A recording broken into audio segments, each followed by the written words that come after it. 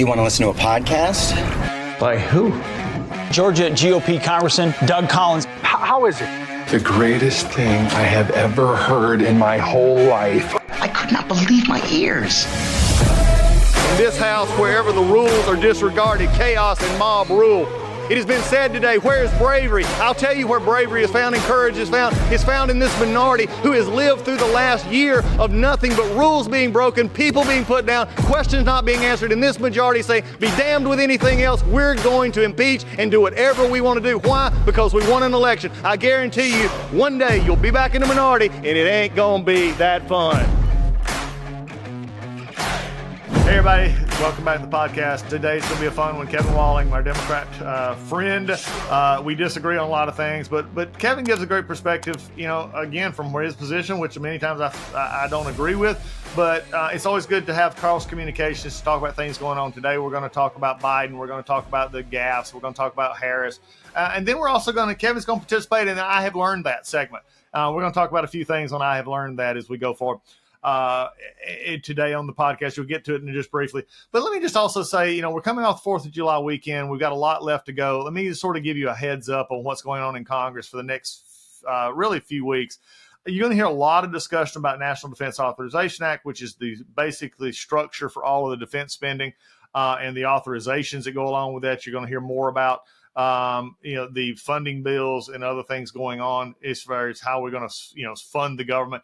And I'm being very concerned about how that's going to be going. We're already hearing discussions that it's not going to be September 30th, but we're going to go to January 1st. So just as a heads up, let you know that a lot of things are out there that we're going to be following here in the next couple of months to get ready for, and I'll keep you informed. And we're going to break down the budget. We're going to break down these issues to let you see what's going on. Also, we're going to be coming up, you know, just as a real look ahead. I mean, you're going to have the first primary debates. You got all kinds of things coming. So, look, we got a lot of fun guests here coming. We got Friday's Finest. Will be just in a few days. We also got, you know, Coach Gailey, others, football coming up. So just a great time to be a part of the Doug Collins podcast. Always go to the DougCollinsPodcast.com. You can email me there. You can subscribe. You can hear old episodes. You can share this podcast with others. I encourage you to do so. So with everything else going on, let's get ready here after this and hear from our good friend, Kevin Walling. Hey, everybody, you know about Legacy Precious Metals. Legacy Precious Metals, you hear from them. We talk once a month. We talk about Legacy Precious Metals, talking about precious metals being part of your portfolio, how they're your navigator. Well, now they're not only navigating in a new way, they're actually giving you a new way to buy gold and silver. In fact, Legacy Precious Metals has developed a revolutionary new online platform that allows you to invest in real gold and silver online. In a few easy steps, you can open an account online, select your metals of choice, and choose to have them stored in a vault or shipped to your door. I'm more of a ship to my door kind of person. I enjoy having them with me, but they can do it either way, and you can now do it online. It gives you real access to a dashboard where you can track your portfolio growth in real time, anytime. You'll see transparent pricing on each coin and bar. This puts you in complete control of your money. This platform is free to sign up for. Just visit LegacyPMInvestments.com and open your account and see this new investing platform for yourself. Gold hedges against inflation and is against a volatile stock market. A true diversified portfolio isn't just more stocks and bonds, but a different asset class. This platform allows you to make investments in gold and silver, no matter how small or large, with just a few clicks. Remember, do as I have done. Go to LegacyPMInvestments.com and get started today. And now you've got a new tool to help you along in your investments. Hey folks, MyPillow is excited to bring to you their biggest bedding sale ever. For a limited time, you're going to get the Giza Dream bed sheets for as low as $29.98, a set of pillowcases for only $9.98, and rejuvenate your bed with a MyPillow mattress topper for as low as $99.99. $99.99. Get a mattress pillow topper. Look, they come in all sizes. They got all kinds of stuff, blankets. They've got duvets. They got quilts. They got comforters. They got body pillows. They got bolster pillows. They got all that big discounts. And also, they're extending their money-back guarantee for Christmas until March 1, 2023, making them the perfect gift for your friends, your family, and for everyone you know. Folks, and just from a personal note here, I have the Giza Dream Sheets. They're on my bed right now. I slept on them last night. Some of the best sheets that we and Lisa and I have ever owned. They are worth, I mean, at this price, they're a steal. My wife and I have bought bed sheets, linens at much higher cost. It's supposedly much higher quality. These from MyPillow are at the highest of quality, and at a price like this, you can't beat it. So go now to MyPillow.com, use promo code Collins, COLLINS, or call 1-800-986-3994, and you'll get huge discounts on all the MyPillow bedding products, including the Giza Dream bed sheets for as low as $29.98, and get all your shopping done while qualities last. And remember, put in that promo code Collins for these discounts. But, anyway, have y'all been getting thunderstorms up there, Kevin? So we've had some tough storms. One came through last night, just a downpour. These DC storms that used to come through, and it was in the 90s, and then the clouds open and stuff like that. But it blows through pretty quickly. I think we're going to get some rain, unfortunately, for July 4th up here. Wow. Is what they're predicting. So. Well, I've made a joke before. I said that, there's several people I just really, if they're on the same flight, I'm not sure I want to fly with them. Martha Roby, for one. Martha's a former member I love dearly. She's just a great gal, but she tends to get storm flights and other things. And I said, Martha, I saw her the other week in Washington. I said, I'm not flying with you again. And she tells me all these stories. And the other is my son and my future daughter-in-law. It seems like, God bless them, they can't get on a plane without it being delayed or something. And we dropped them off Sunday night to head back home to Florida. And, within 20 minutes, here comes this massive thunderstorm complex through North Georgia. Just ruined everything. They got home. I think they finally got back at 7 the next morning. It was just unreal. Martha was Alabama, right? Is she? Is she still in? Okay. The funny thing is, and people don't know this, if in D.C., if you're around on a Thursday or a Friday in D.C. between the hours of typically 11 and 3, you could see most every member of Congress at Washington, either at Washington National or Dulles, and a few at Baltimore at BWI, mainly at Reagan. And if you're going to the Southeast, Alabama, Florida, South Carolina, some to a point, but especially Mississippi, Tennessee, they're going through Atlanta. And so we would have, I think the most I counted on there one time was like 14 or 15 members at one time on one flight. And that's incredible. Yeah, it is. Lobbyists should just buy the cheapest ticket during that time frame and just sit in the line, go through security and just, confront folks and right before they get on the airplane. I always love the images of y'all, when final votes came through on that Thursday and everyone just taking off down those stairs, get in the car, heading the heck out of here. Yeah, that was, and I made a name in DC for running the chair and getting it done. And, I could run it through, I could zip through the 2-minute votes, get the votes. While my time was there, it was Democrats and Republicans. Put Doug in a chair, put Doug in a chair, put Doug. We want to get out of here. I got a flight. Get Doug in the chair.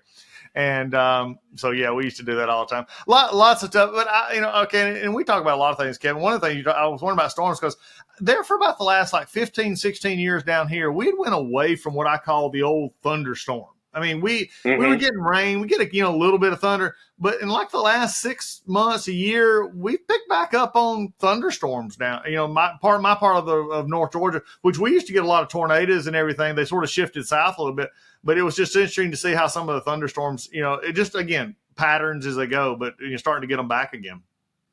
Oh yeah, and my heart's breaking for all the folks in Texas too. Oh yeah, with that the heat down there is just, and the worst part is it's not getting cool at night.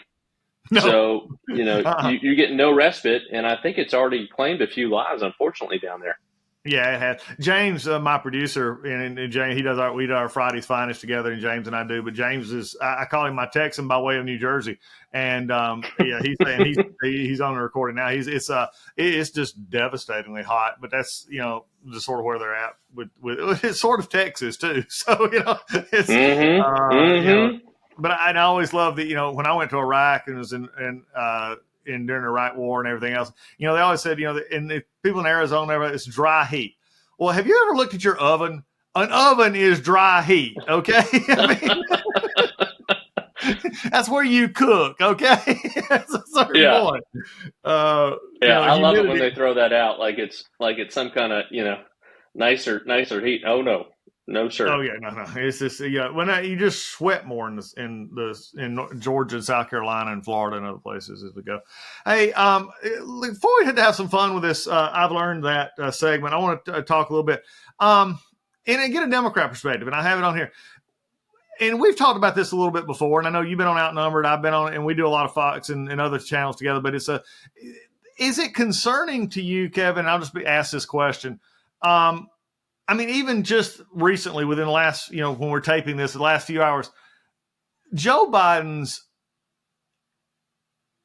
verbal mess ups are getting to seemingly being more and more. Like today, he said Russia's losing the war in Iraq. It's like, huh? I mean, for those of us who've known Joe Biden for a long time, some of this has been Joe Biden forever. Is there a concern? Is this what is causing a lot of my, your Democrat friends and mine, and just the behind the scenes saying, "Oh, I hope this gets better." I mean, because the American public, of course, Republicans are going to jump on it, and I get that, and rightfully so, just as the other side would. But is this a concern, especially with the first time this polling come out last week, -17 for Vice President Harris? I mean, the lowest ever for a vice president. Give me the Democrat spin on this. Yeah, and, you and I have conversations. I don't traffic in talking points and stuff like that. I think that's the beauty of this podcast, is we have these open and honest conversations. Listen, it's problematic, right? And I think it speaks to this kind of larger narrative that gets picked up in the polling that you mentioned, with people with serious concerns about the president's ability to get the job done. I've been with him up close and personal over the last couple of months and stuff like that. I think he's actually way better, one-on-one and in small groups. And, I was with Speaker McCarthy a few weeks ago before Fox News Sunday in the green room. And I don't think I'm betraying anything what the speaker said, privately, but he said, he was a tough negotiator, and he was fully aware of, all the facts and totally in control of the White House response to what the Republicans in the House were proposing. But I think it goes to that narrative. And, we're often on Fox together. I spend my days, talking about this issue seemingly every day on Fox. Yeah, exactly. With all of our favorites. And that's going to be the case for the next 15 months. And I think part of it is, and you brought this up too, Doug, is, he's always had trouble speaking off the cuff. He had the stutter issue. I remember, and maybe you're at that White House Correspondents' Dinner where the Obama team put together a video kind of making fun of Joe's off the cuff remarks, and God bless your mother, God rest your mother, is she dead, is she not, all this kind of stuff. And that was, 10 years ago when people were, worried about him speaking off the cuff. But certainly it speaks to that larger narrative, and, you shine a light on those, and you edit them together, right? Yep. That people do. And certainly doesn't do us any favors. I think he's totally up for the job. I think he's totally obviously with it, and I'll continue to be a surrogate for him and fight for him. But I understand where people are coming from on this issue, certainly.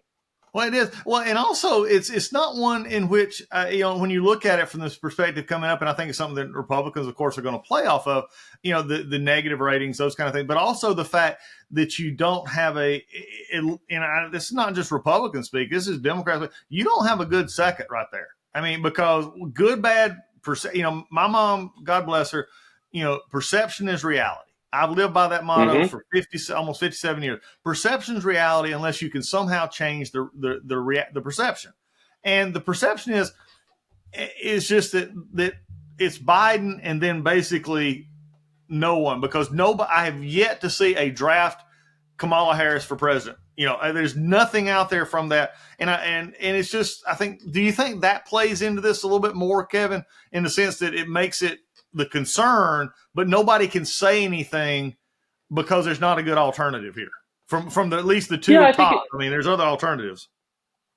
Yeah, I think it's certainly a concern. Obviously, the White House has picked up on this, right? You got Jeff Zients, the new chief of staff, that is working to really elevate the VP, put her in more serious situations, bolder speeches and stuff like that to reverse that perception that's out there. But I think, you've run for office, been elected by big majorities, every time you get it, right? And optics and perception are everything, right? We're out here now talking about Bidenomics, right? And the economic situation and inflation, thank God, is coming down, not fast enough.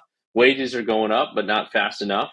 So the perception is, if you're still struggling to make ends meet, as a lot of American families are, I think Democrats all the time get lost in statistics, right? We say, crime is down in this sector, and, the cost of eggs have gone. Well, again, perception is everything. And if that's not in line with what people are thinking, you can howl at the moon all day long talking about statistics, but that don't matter. You can howl all along about the qualifications of the vice president, some of the serious things that she's done. But if the perception is there that she's not up to the job, it's going to be really tough to change that. And I think we're working hard to do that on my side. But once you know this better than anyone, once the American people, have a real strong feeling about you as a candidate or you as an elected official, it's tough to reverse that. Same with the president. We hit that, you look at those numbers coming out of Afghanistan. We have struggled ever since Afghanistan because the perception was he was totally in control, competent, and that's what we ran on, right? Bringing some semblance of organization to government. And when that cover got pulled off with Afghanistan, and perception is everything, we've been struggling ever since. I agree completely. Well, the one thing about it, and you're a communicator and you're a very good one. And I've, we've watched and we keep up with each other a lot. But the problem is I'm beginning to think at this point, because Vice President Harris came from an attorney background, attorney general, she'd been elected, showed she couldn't get a lot of traction nationally with the whole 1% before even Iowa dropped out, and then was put on the ticket. But the one thing that I don't understand, and I had to do this even as a member of Congress, and I had been a pastor for 11 years, I've been a lawyer, and yet I had some folks at one point come in and say, hey, how do I refine the message? As you well know, you got to have a 45-second, 90-second mindset if you're in TV or if you're doing radio. Mm-hmm. Radio's a little longer, but podcasts, that's why I love this. You and I just talk. But and so I learned. Okay. And I think that was it. What bothers me the most, and I'd love to hear from your communication perspective. What is this I'm going to assume it to be a nervous tick. That's what I used to call it. That she gets in front of an audience and the first thing she does is just laugh uncontrollably and really no reason. And I think that just perception, I mean, as you said, it builds on that perception. Is that something that they've tried to work on, or is it just something they've just quit? Yeah, that I don't know. I know she's got a lot of professional communications people around her that are far more qualified than I am, certainly.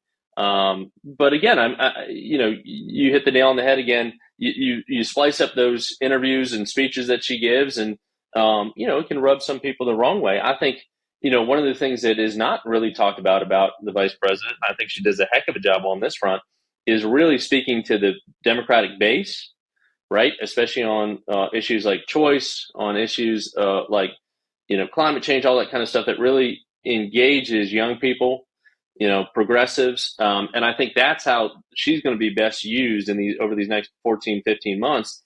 And she's traveling the country speaking to those groups as kind of like that.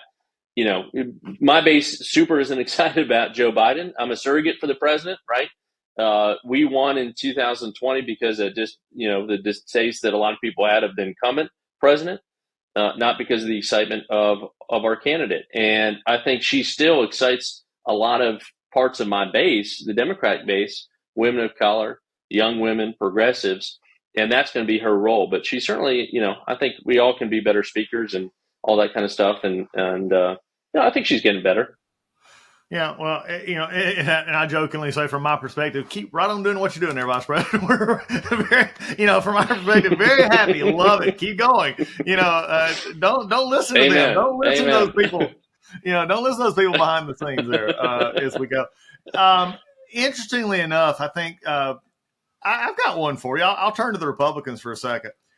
There's a lot of money being spent on our primary right now. Mm-hmm. Y'all are getting out of this, but I am going to come back to Robert F. Kennedy Jr., which you famously said is a non-factor. Which if the administration lets it go along, I think will become a minor factor and possibly major, especially with some of this, the Rogan stuff, the independent voter. I think you're right. Yeah. But back to our side for a second.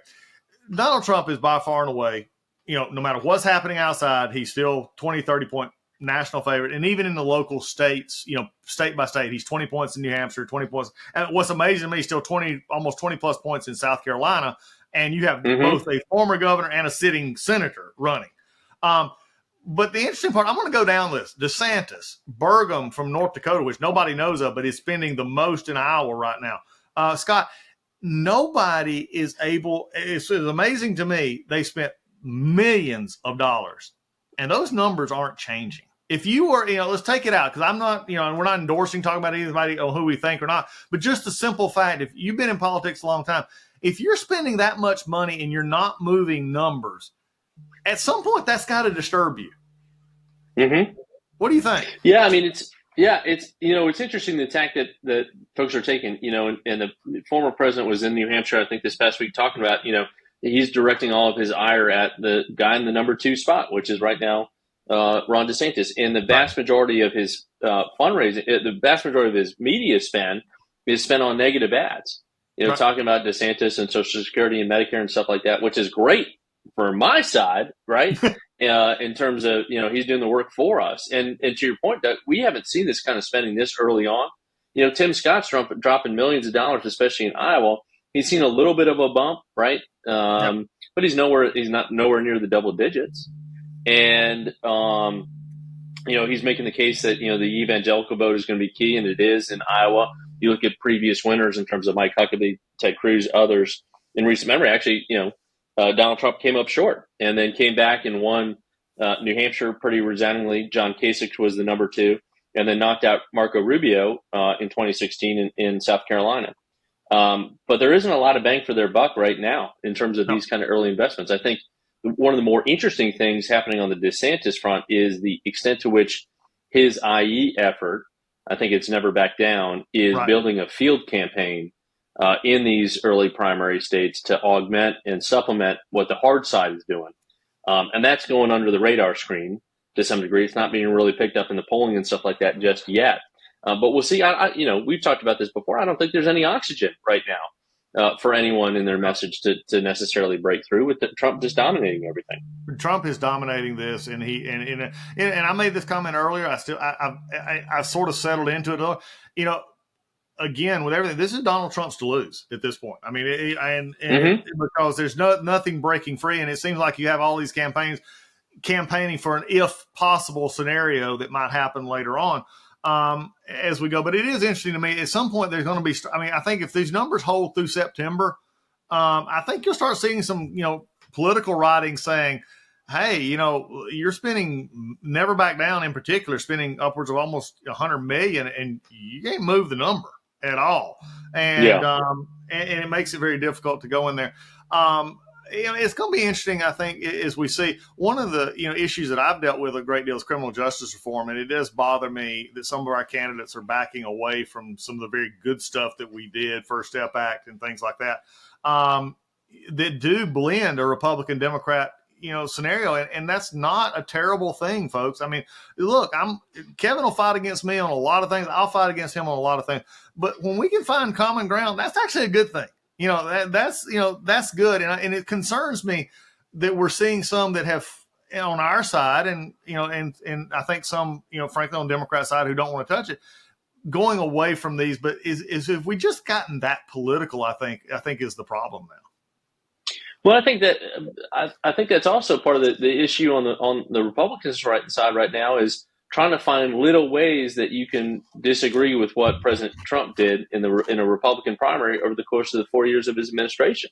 So you pointed out, Ron DeSantis attacking the former president on criminal justice reform. That was a great thing that came out of that administration. We got to build on that. More resources for police, and we got to focus our police on the violent crime that's breaking out right now across the country. And figuring out how we can actually rehabilitate people. I talk all the time about South Carolina's model, and it's an incredible model in terms of what they've built in terms of the VOTEC programs and the education programs in the prison system, and that we've got the lowest recidivism rate in the country because we're investing in these folks that come into contact with law enforcement.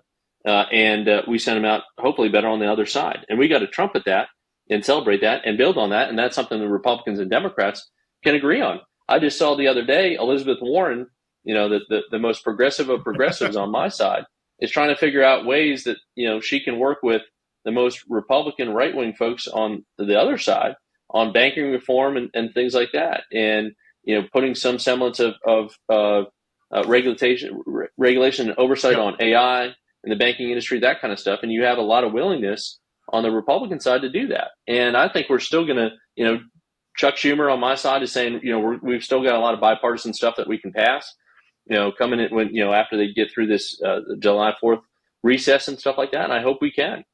Yep. It'll be interesting. I mean, look, and as you look at some of this stuff, it's going to be, what are we getting done? I think it disturbed me greatly when I heard both Republicans and Democrats saying the real deadline for appropriations is January 1. When I heard that I'm like, okay, it just says everything that I thought was going to happen, which is, we're going to a CR, we're going to some function, you're going to try and get all 12 passed by the end of the year. And if somebody's in the military, I didn't know this. Okay, frankly, and it's just honest. You learn that. I didn't realize till I went to Congress that CRs are detrimental to the military. I mean, in just every way, because you can't do long-term spending. You can't. It cuts. I mean, everybody complains about the cost of ships and jets and stuff like that. But if you're delaying orders and not taking as many as you promised, these companies, it's going to cost more. If you say you're going to order 1,000 jets and you end up ordering, well, we're only going to take 10 this year, the cost is going up. I mean, it's just 100%. And so we're on the line for a lot. Yeah, a lot of how those contracts are awarded. We're on the hook for that, regardless. Oh yeah, in terms of interest payments and stuff like that to these military suppliers. And we've got a real. I'm as hawkish as the biggest Democratic caucus out there, and we've got a real deficit.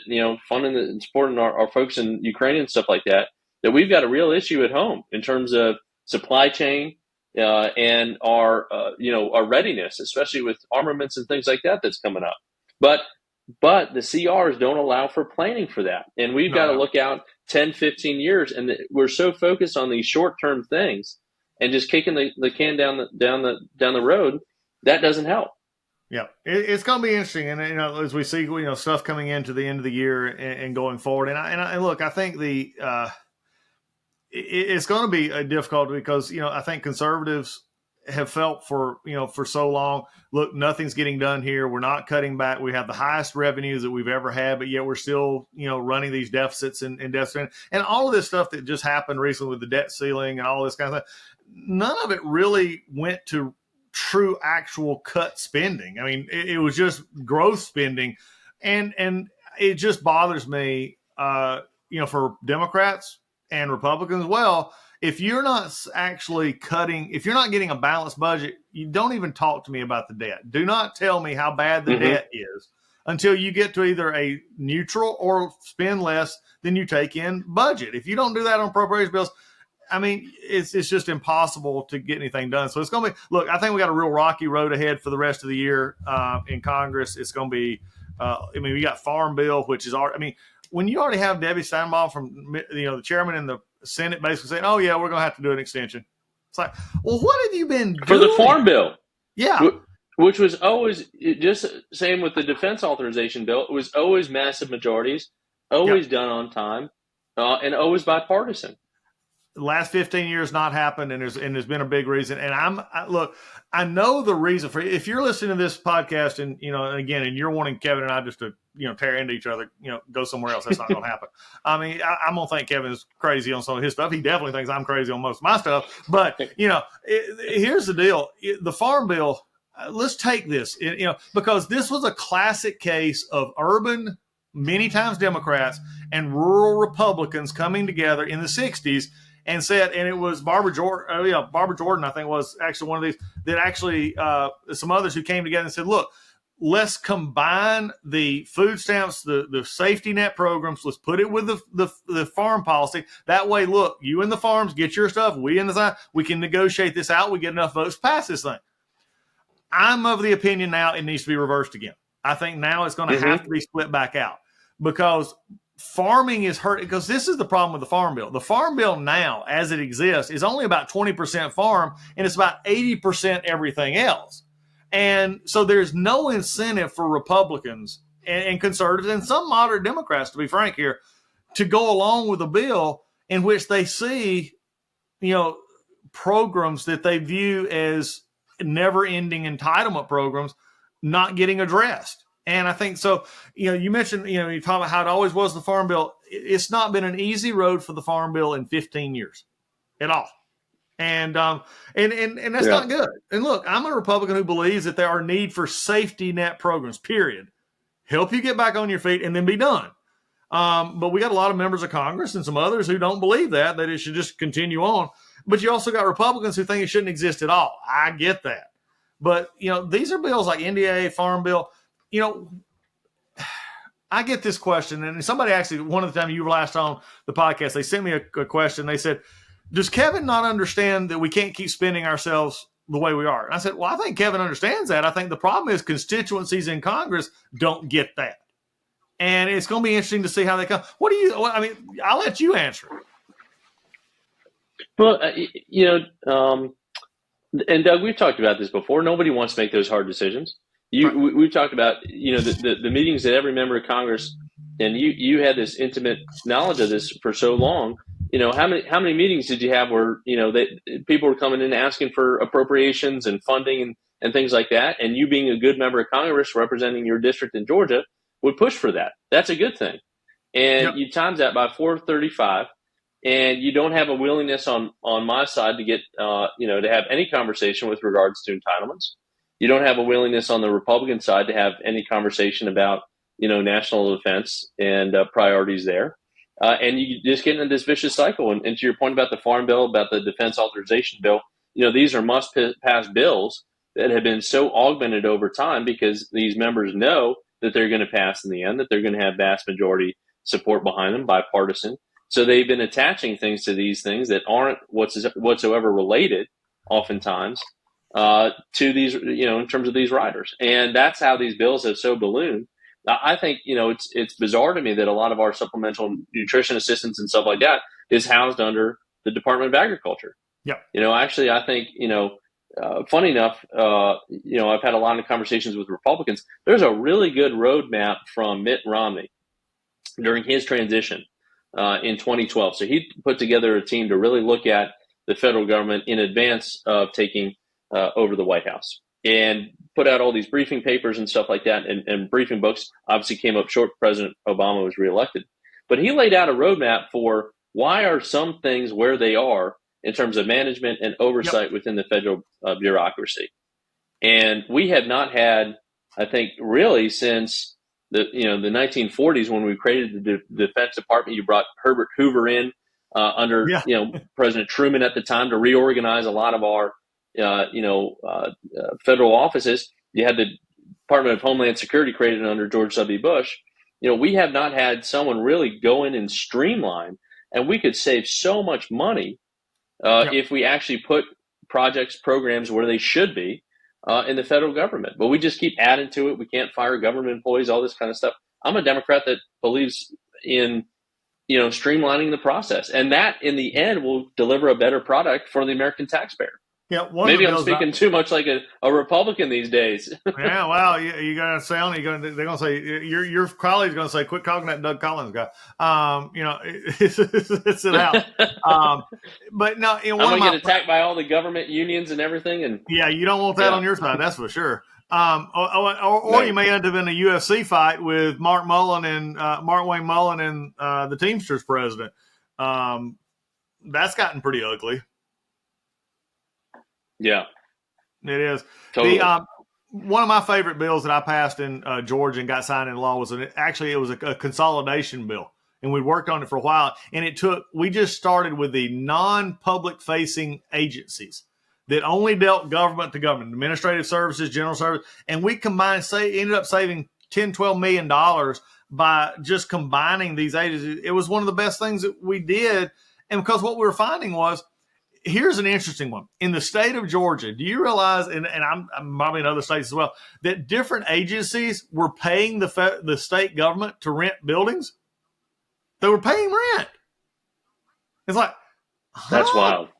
Yeah, it was just, anyway, we took, some of that got took care of, but it's still out there, and it's just, it's crazy as this stuff seems. But anyway, before we get gone today, and we're talking, we continue to talk, as the listeners to the podcast know, I started just the other day. I started a series we're going to talk about through the summer. We're going to have different of our guests participate in this, and it is the I've Learned That. And Kevin and I talked briefly about this before he came on, and we're going to do a few of these today. as we talked about the other day, is I found this on a piece of paper, and Kevin can see it here. This was from an old bulletin board I had back when I was pastoring. I don't know where I got it, but it's pretty cool. And we did a few the other day that I think are really well. But we're going to talk about some here that I love to get. Kevin, I get your perspective, my perspective, and we'll talk about it. I think they're good discussion starters. So here's the first one. I've learned that you can get by on charm for about 15 minutes. After that, you better know something. Well, I don't know if I've learned that yet on Fox News. I think, I mostly get by on my charm on Fox and my smile and my willingness to agree with most folks. But I'll tell you the interesting thing about that is actually last week I was on Outnumbered, and it was the day of, and we talked about this over text. I think it was the day of, the real focus on the submarine disappearance with the Titanic, and it was the first time I turned kind of from a commentator with my opinions on politics to actually, kind of co-hosting the coverage of the submarine, and had to do rapid fire in terms of questions about conditions, weather, and stuff like that. And I think that speaks to that you can get by for a short term on your charm, your affability, and things like that. But at the end of the day, you got to really bring it if things get deeper, and they always do get deeper. And the surest way to find out if someone doesn't know what they're talking about is just let them talk for the rest of the time. So I'll be quiet right now. No, I agree. Look, for me, I believe this is part of the problem we have in politics right now. That we've raised a generation of political leaders, and I'm using leaders very loosely here, but political officials, elected officials, who are very good at social media, very good at the "I'll get you" both sides, and once you push them, you don't get the depth. And so one of the things I do with this, Kevin, I love to hear your comment. If you're a younger person out there, even an older person, and you're hearing about these, I learned this, what are you doing to make sure you're deeper? You can't be deep in everything. So the first person that comes up and says, I know, and you've been there at parties with them. They know everything. You bring up something no, you're not. In fact, you're messing with. But dig into things that you do know. And I think your 15 minutes, always get by on, be nice, be kind. That's always works. But do you think especially if you're starting out, and I got a lot of younger listeners to the podcast and others, take time to read more than just what you agree with. That would be something that I would say would get you, that you better know something, that you can then contrast what you believe and what somebody else believes, and not just simply try to fake it. I think that's spot on. I think, I used to give a bunch of talks to young student groups and stuff like that coming through DC, and they would always ask me about how I would prepare for TV conversations and stuff like that. And I used to tell them the best preparation that they can do is read the newspaper every morning, and don't skip over the international section. It's important to see what's going on in the world. We get a physical, I think I might be, one of the only older millennials in DC that gets a physical copy of the newspaper sent to his door every morning. And you're going to be if you do that, you're going to be light years ahead of everybody else. We also get the Charleston, South Carolina paper delivered up to us here the next day from printing. And I think it's also important, and you know this better than anyone, is to, have that connection to something out of DC as well, right? See what actually the conversation is, see what is on the front page, see what the letters to the editor are. And that's the best way I think you can stay kind of out of this DC bubble, have that expertise of what's going on issue-wise, but then also stay true to, what's going on outside of DC is an important combination.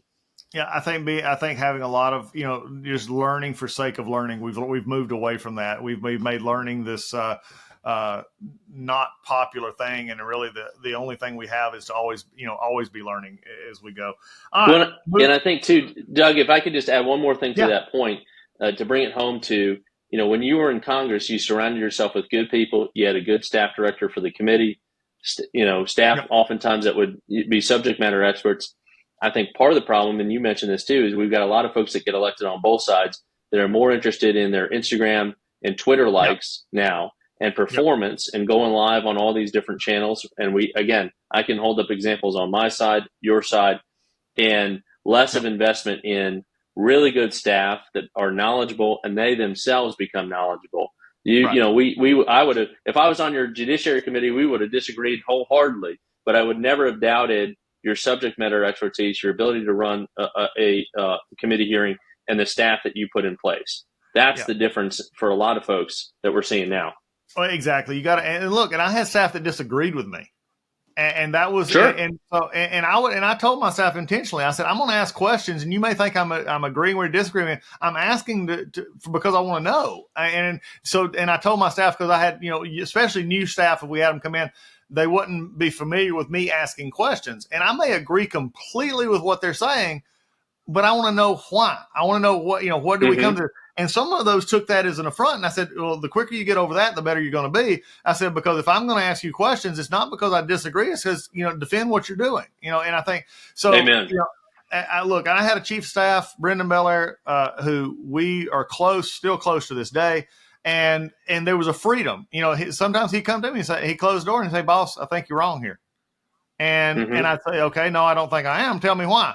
And, you know, and we would go at it. I had a comms director, Amanda, who, you know, she was blunt. She come forward and say, you know, that was wrong. You know, we got to do something here. You know, and does it make you feel bad? Yeah. I mean, a little bit, it offends you, but at the same time, if you're offended by truth, then you've got a problem. And I think, and we're seeing too much of that. All right, moving next. I've learned that, and now this is going to be a good one. I've learned that sometimes when my friends fight, I am forced to choose sides even when I don't want to. Ooh, goodness. Well, it goes back to that first part about charm. I try and stay in everybody's good graces, you know. So, you know, that's a good one. And, you know, I think, you know, I watched that, Ted Lasso show, right? And the idea, you know, to be a goldfish, right? And to have that kind of short attention span to some degree, because I think we too oftentimes, with coming out of COVID and spending a lot of time with ourselves and stuff like that, we hold on to these grudges because we are oftentimes forced into this binary thing of picking sides between friends and stuff like that.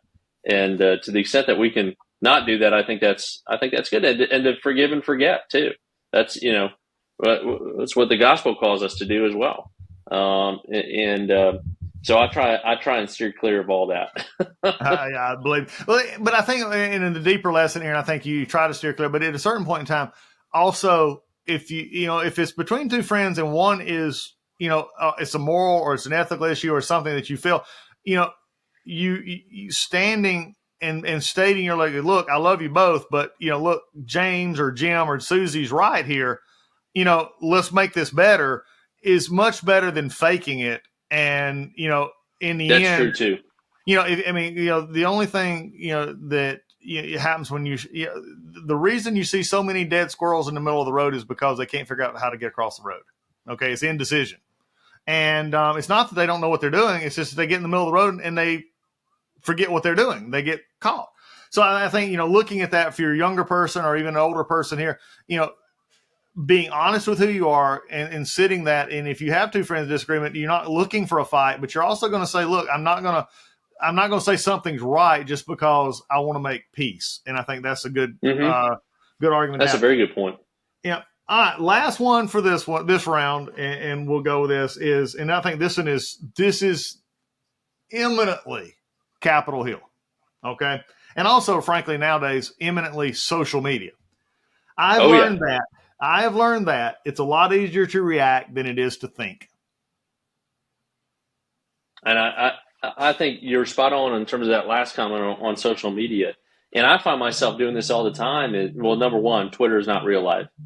Yeah, and exactly. Number two, you know, I see something out there that, you know, that's tweeted or said or something like that. And my initial reaction is to respond and to say, this is, you know, all this kind of stuff. And I think we just need to take a lot more collective deep breaths and hold on to that initial reaction and really think through the ramifications. And I find myself doing that all the time. Yeah. Oh, I agree. Hey, the best thing that you can do, that tweet will still be good 15 minutes from now. Amen. It is still going to be good. And sometimes not. I mean, I can't tell you how many times in political life, it's when, let's go say something. And I say, let's hold on a minute. And then 20 minutes later, an hour later, it's like, whoa, I'm glad we didn't say anything. Exactly right. And that's a great lesson, because everybody wants to be quote first. Everybody wants to have the most. We're seeing this clog up media right now. We're seeing it and why they're not trusted, because they run with stuff that's a lot of times not verified, or if it is, and we're seeing because oftentimes, yep. Doug, to your point, they want to be first. Yes, out of the gate. Yep, and then they just try and back it up. So I mean, look, I think these are lessons that you can learn from the left or the right, and I think the biggest thing is here is react fine, but think about what you're doing, and sometimes. I'll sort of leave it with this, Kevin. Maybe you'll agree with this. We've got to quit playing checkers with life and make sure that there's place for checkers, but there's also a place for chess, and we got to do that. And I think that'll get us a lot further in life. And remember to just take a beat too. You don't need to be first out of the gate. You don't always need to respond. And sometimes that's the best solution in a situation like that. I agree. Folks, you've been on the podcast now with Kevin again. Kevin Wallen's been a great friend. He'll be back on as we go through the rest of this political cycle. Believe me, we got some interesting issues to discuss. Maybe next time, Kevin, we'll have some a little bit interesting. We'll talk about some of the bending on the culture wars from Democrats and Republicans here in the next little bit. I think that's going to be an interesting time. But it's always great to have you, my friend, and I'm looking forward to seeing you in person again pretty soon. Can't wait. Next time we do it, I'll bring a 6-pack of Bud Light, and we'll have that. We'll have those cultural debate questions. Yeah, and for those of you that'll be Kevin's, all 6. We'll go from there. Then I'll really tell you the truth. There you go. All right, folks, that's it for the Doug Collins podcast. Take care. Remember to subscribe. Remember to share this podcast. Make sure you listen. If you have any questions, go to the DougCollinsPodcast.com, hit that email button, and let me know what's going on. We'll see you next time.